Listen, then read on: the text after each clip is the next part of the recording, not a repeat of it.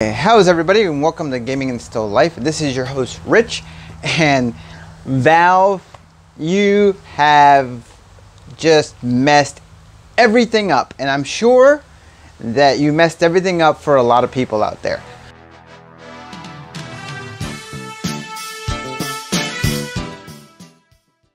That ad that was released, apparently, I think some people are saying that there's more information that's going to be available in May.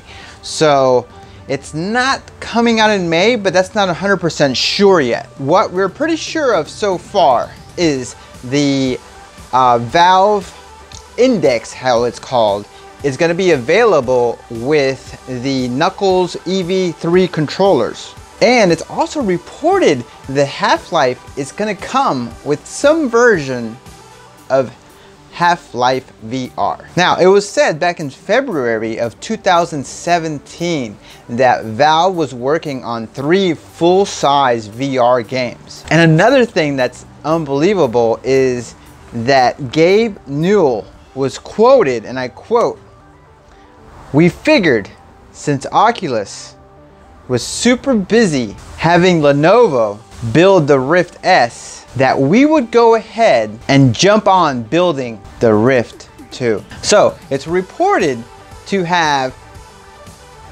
with the Vive Knuckles, it's reported, it's got 2 cameras. You can clearly see it's got 2 cameras. So it either could be some form of inside-out tracking that maybe for people who already have the base stations and the controllers, if they want, all they have to do is just get the headset and they could probably incorporate it into them, or it's maybe something for hand tracking. We're not 100% sure, but those 2 cameras in the front definitely show something that could be possible, right? This messed things up for me because I was on the fence. I was like, man, I got a Samsung Odyssey Plus. Everybody knows that, and I'm very happy with it. But I also love Oculus. I love what they're doing. They're putting substantial investments into VR in the community and to develop games that we want to play. And the only way you can do that right now is with having a headset that's fully compatible with the Oculus Store. Now, I've been buying, I used to have a Rift, and even when I had a Rift, I would buy a lot of my games from the Steam store, because I knew that my Rift would work on the Steam games, but I also knew that if I would ever have any other headsets, which I did, that they weren't 100% guaranteed to work with the Oculus Store games. Now, there is a software out there called Revive. Now, this Revive software works pretty well with HTC Vive, but it's not 100%, it's kind of janky with the Windows Mixed Reality headsets. And there's a couple reasons for that. I won't go into, but for me, I wanted a headset that could play the Oculus games without me having to refer to an older version of Steam VR and an older version of Revive to get my games to work. Because as soon as they upgrade the version, then it kind of like messes everything up on Revive. So I already had it in my head that I was going to buy the Quest and the Rift S. I even sold my Switch for $350, my Nintendo Switch, because I wanted to buy both headsets. One, I thought the Quest was going to be such a cool thing, and that it could really push, you know, VR forward, and I wanted to be a part of that.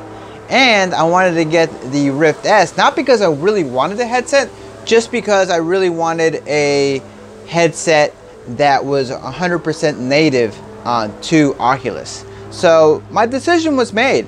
You know, I mean, I wasn't going to go back and forth between 2. I was going to buy both. But now, since this announcement, it just throws everything out the loop. Now I need to find out more information on what's going on, because Steam is where I got all my games at. And I'm really excited for the possibilities of the Vive Knuckles controllers, and for what Valve is thinking for the next generation of headsets, and how far are they going to push the resolution? How far are they going to push the FOV? We already have reports of 135 and reports of it's going to have the same resolution as the Vive Pro, but at a bigger frame, at a bigger FOV. Sorry about that. Motorcycle. We already have reports of the Valve headset having 135 FOV at the same resolution as the HTC Vive Pro. So that really throws me into a loop. Like, now what do I do? You know, how much is this headset gonna cost? Is it gonna be in the 800? I mean, I have $800 right now, plus some change, you know, for taxes and all that, kind of put away and like ready to go. I would jump at the chance to get the Valve headset. I think that is definitely the next generation of headsets. So now what do I do? I mean, now do I just get the Rift S that will allow me to play these Oculus games, even though it's gonna be kind of a step back in hertz? Going to be a step back in maybe the resolution than what I'm used to, maybe a step back in screen door effect. I don't really know, but these are unanswered questions. And now with Valve doing this, it just, I guess we all have to wait till May now, which is, I hope they come out with more information. As soon as I hear anything else, I will let you guys know. But tell me what you guys think. I mean, were you already planning on buying the Rift S or the Quest or both? Does this change your plans like it did me? What do you guys think out there? Give me some advice. Hit that like button if you liked it. Hit that no if you didn't. Either way, it helps me out. Thank you very much. God bless. I'll see you guys in the next video.